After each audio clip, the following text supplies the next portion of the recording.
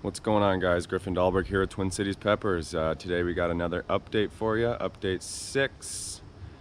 It is September 1st, 2021, so we're getting to that time of year when stuff starts to wind down.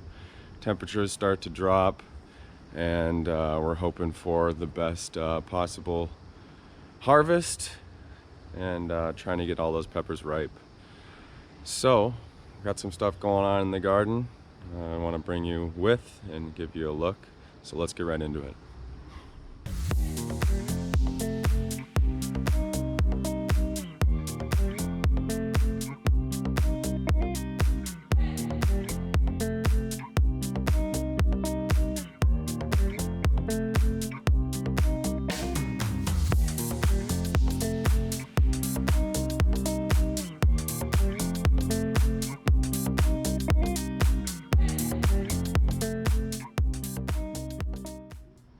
Alright guys, so first up we got our Overwintered Griff Reaper, looking very good.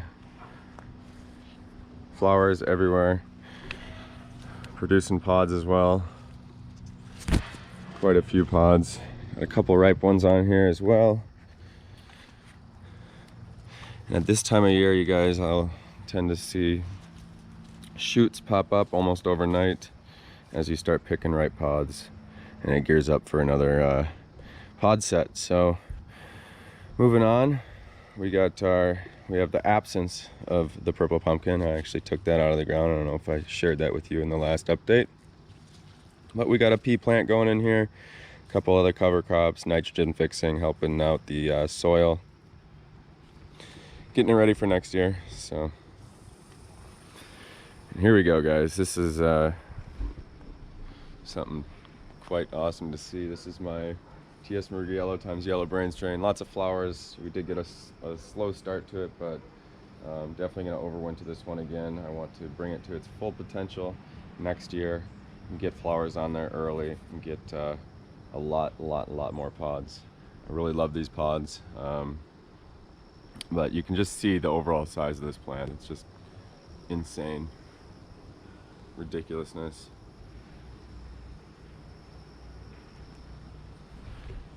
Massive plant, puts other plants in its shadow.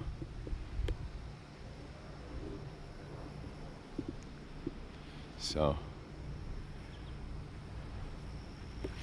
I'm 5'10". This thing is standing almost 6 feet from the bottom of the platform. So very awesome plant. Really love this one. Again, I'm going to overwinter it, and I am isolating seeds as well. So that is the TS Yellow times yellow brain strain. Here we got our Peach Reaper coming back a little bit, just not going to produce much, and don't have too many expectations for that. Again, here's our Molly, another ornamental, looking really good. It's a very beautiful plant. Here is the Scotch Brain. You can see there, got a few pods on there, and we're loading up again. So this thing's doing a lot better than it was. Here, you guys, we got our Griff Reaper number 2, absolutely loaded down with flowers and pods. I mean, you don't typically see this many flowers on a plant, so that's what I love about this Griff Reaper. It just produces like you wouldn't believe. I'll show you under here. Tons and tons and tons and tons of pods on there. So you absolutely love to see that. Got some ones isolating, got some successful isolations in there, a couple successful isolations in there, looking good. Next up, we have our purple pumpkin number 2. Again, those shoots are coming out of nowhere, so you love to see that. This is the one that it's Fino, that's more shaped like the purple pumpkin from last year, but it's got the Peach Reaper shape. And you guys, I did put out a video on crossing peppers, so make sure to check that one out. It goes through in detail how I do it, and hopefully you guys can get some crosses of your own. So isolation bag, not much in there. I'm planning on pollinating this one again, and I did put out another video as well on alternative methods for pollination towards the end of the season when pollinators are a little bit more scarce. Go check that one out as well. Here we got our Reaper times Peach Boot. Lots of flowers on there. A few pods as well. As you can see,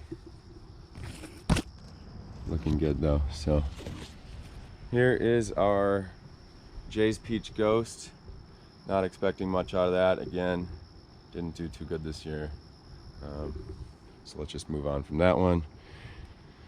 This is my orange Fino Griff Reaper. If you guys got a Griff Reaper this year, expecting it to be red, send me some pictures. I'd like to see it. If you guys got orange ones, or just in general, if you guys got the Griff Reaper, let me know how it's doing. Send me some pictures. I'd love to talk to you about it. So this is the one in the 5-gallon that did exceedingly well. But you can see, I was talking about it at the beginning of the year, how pot size really affects the overall size of the plant. I will do a separate short video on that one, just comparing side by side, kind of how that works. At first this one grew faster just because it stayed a little bit more dry and was able to use all the water in its pot, so the roots were able to grow a lot faster, thus putting out a larger plant sooner. But as soon as that the ones in the big pot catch up, they're definitely getting a lot bigger, just because they have more potential to grow their roots and create a larger plant. So that's a cool one. Next up we have our Griff Reaper number 1. It's a little bit nastier Fino Griff Reaper. Not the nastiest, but definitely producing right now. You can see again, lots and lots and lots of flowers. So, and I do think that method of pollination that I posted is really actually working well. I mean, look at that cluster of pods or flowers. That's just ridiculous. You don't see that often. So really happy to see this. Got some peppers on here as well. Like I said, a little bit nastier than the original shape Griff Reaper, but definitely going to isolate some seeds, see what we can do with that next year. So, and these are both red, so I'm glad I got a couple of the original red colors this year in the F3 state. So you can see how many pods are back in there, doing well. Next up we have our our Purple Pumpkin times Peach Reaper number 1. I don't know if I said number 1 over there, but that's number 2. This is number 1. Doing very well. So now that I think about it and see this, I know for a fact that that pollination method is really actually working, because there's a lot more small pods on there. You can see we got a couple of ones ripening up back here. That beautiful peach color and the large calyx that it got from the Purple Pumpkin. So awesome. And here's what I kind of do when I isolate. I'll isolate, take the bag off, and then mark these with just something to distinguish them, so that I know that those seeds have been isolated. Next up we have our ghostly jalapeno, and like I said, these shoots come out of nowhere literally overnight. So about a week ago these things were just little shoots peeking through the canopy down here, but you can see just how fast those things grew up. So do have a few ripe ones back in here. So got some ripening up, some green ones on there. This one did produce a lot early season and is now just kind of picking up, ready to put on another set of pods. So not sure if we're going to see those come to fruition, but hopefully we see some of them. So that is our ghostly jalapeno. Next up, Reaper times Jay's Peach Ghost. Just disgusting. Absolutely disgusting. And in this case, disgusting is the best thing you could wish for. So you can see the tails on these things. I wish I could have seen another flush of these, just because later on pod sets are a lot more true to their specific shape. But that's kind of what all of them should be looking like later on if we were to grow out more pods from this plant. But yeah, just nasty, absolutely nasty. Next up we have our 7-pot gigantic orange. You can see it did catch up quite a bit, did a lot better towards the end of the season, but yeah, just not going to produce much, unfortunately. And here, you guys, this thing's been giving me issues, and I think I know why. This is my marugula. I've recently started noticing holes in my raised bed, and upon doing a little bit of research, looks like I got some moles. So I'm going to post a video on how I'm going to be getting rid of those. It's a very interesting method. I am just going to do some testing on that and see if that works before I post a video, but it should be very, very interesting, and I definitely want to share that with you guys, so stay tuned. Here we have our Sugar Rush striped. More flowers than pods. I thought for sure we'd be getting a lot more pods on here given the amount of flowers that were on this earlier on. But nonetheless, see that number of flowers. I mean, compared to the number of pods, I'd say it has a lot more flowers. So not the end of the world, but here we have a bell pepper. Nothing too interesting, pretty run-of-the-mill. Got a giant Marconi back there. Gotta stake this one up a little bit better, but you can see there. This one, guys, is just becoming quite the mess of pot peppers. As you can see, it's just very, very crowded in here. Got a lot of Aleppos. That was kind of my end goal, is to have a lot of Aleppos at the end of the year. So I kind of did that correctly. So hopefully we get some good pods before the end of the year.